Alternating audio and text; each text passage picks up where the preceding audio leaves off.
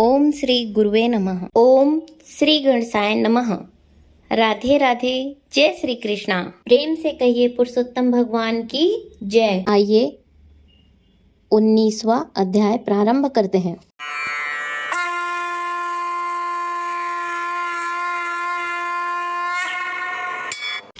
श्री सूत जी बोले, श्री नारद जी को यह कथा सुनाते हुए श्री नारायण ने आगे जो कुछ कहा अब आप उसे ध्यानपूर्वक सुनिए। जब ब्राह्मण सुदेव ने अपने संशय को मिटाने की भगवान से प्रार्थना की तब भक्त वत्सल भगवान श्री कृष्ण बोले, हे द्विजराज, तुमने जैसा तप किया वैसा और कोई नहीं कर सकता, किंतु तुम यह नहीं जानते कि मैं सबसे अधिक प्रसन्न किन किन बातों से होता हूँ। यह मेरा परम प्रिय पुरुषोत्तम मास है। तुम दोनों ने शोक में डूबे रहने पर भी इसका सेवन किया है। हे तपोनिधे, इस मास में एक दिन का भी जो धर्मपूर्वक सेवन करते हैं उसके अनेकों पाप भस्म हो जाते हैं। तुम तो महीने भर निराहार हो रहे हो। निरंतर वर्षा के जल में भीगते रहने के कारण तीनों लोक कालों में स्नान किया है और वह भी आकाश के पवित्र जल से महीने भर उपवास किया है। शोक में होने के कारण चेतना नष्ट होने पर से तुम पुरुषोत्तम मास को जान भी न सके तथा बिना जाने ही उसका नियम पालन करते रहे। तुम्हारे इस साधना का प्रमाण कौन जान सकता है?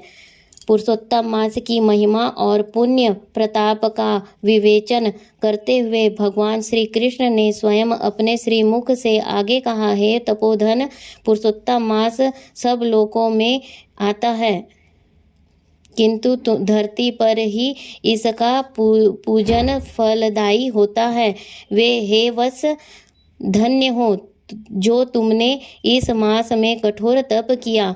मनुष्य जन्म पाकर भी जो पुरुषोत्तम मास का सेवन नहीं करते हैं वह आजीवन दरिद्री रहते हैं। इसलिए मेरे प्रिय इस मास का प्रयत्न पूर्वक सेवन अवश्य करना चाहिए।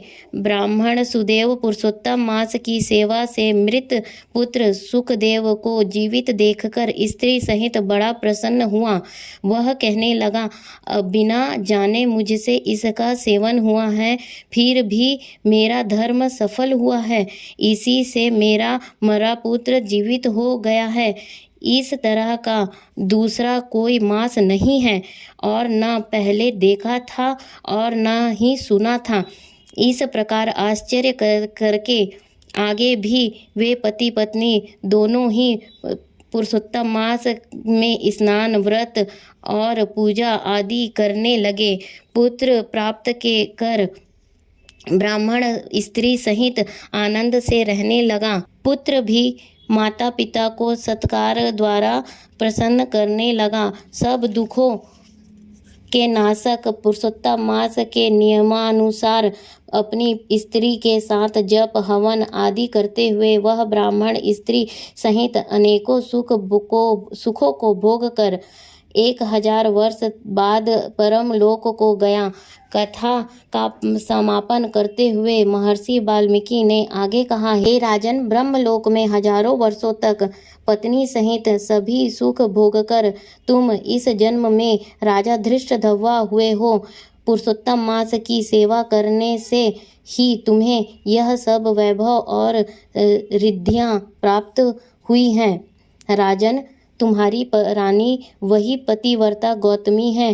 हे राजन, तुमने जो चरित्र पूछा वह हमने सुना दिया। हे भूपाल, पूर्व जन्म में तुम्हारे पुत्र जिन्हें श्री हरि ने जीवित किया वे सुखदेव नाम से प्रसिद्ध हुए और 12,000 वर्ष पृथ्वी पर सुख भोग कर बैकुंठ को गए। उन्होंने वन में तालाब के किनारे बड़ के पेड़ पर बैठकर तुमको पूर्व जन्म के पिता के नाते उपदेश दिया था।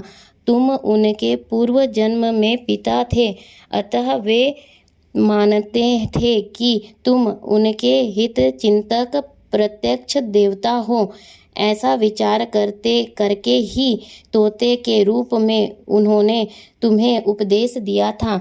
हे महाराज, अब मैं पापनाशनी सरयू पर जाऊंगा। श्री नारायण बोले। इस तरह परम यशस्वी महाराज धृष्टद्युम्न के पूर्व जन्म का हाल कहकर जब महर्षि वाल्मीकि चलने लगे, तब राजा ने उनसे आगे की कथा सुनाने का निवेदन किया। इति श्री पुरुषोत्तम मास महात्म्ये वाल्मीकि प्रोक्त धृष्टद्युम्नोपाख्याने 19तमो अध्याय समाप्तम। प्रेम से बोलिए पुरुषोत्तम भगवान श्री कृष्ण की जय। पुरुषोत्तम मास की जय। राधे राधे। जय श्री कृष्ण।